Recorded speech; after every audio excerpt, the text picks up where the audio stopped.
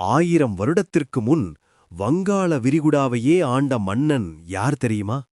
ஆமாங்க, ராஜேந்திர சோழன் தலைமையில சோழர் படை கடலை கடந்து போய் ஸ்ரீவிஜயம்ங்கிற இப்போதைய இந்தோனேஷியா, மலேசியாவையே ஜெயிச்சாங்க. வெறும் வீரர்கள் மட்டும் இல்ல, போருக்கு தேவையான யானைகள், குதிரைகள், ஆயுதங்கள்னு எல்லாத்தையும் கப்பல்லையே ஏத்திக்கிட்டு போற தொழில்நுட்பம் அப்பவே தமிழர்கள் கிட்ட இருந்துச்சு. இவங்க கிட்ட திரிசடைன்னு ஒரு பிரம்மாண்டமான கப்பல் வகை இருந்துச்சு. இதுல ஒரே நேரத்துல 400 வீரர்கள் பயணம் செய்ய முடியும்.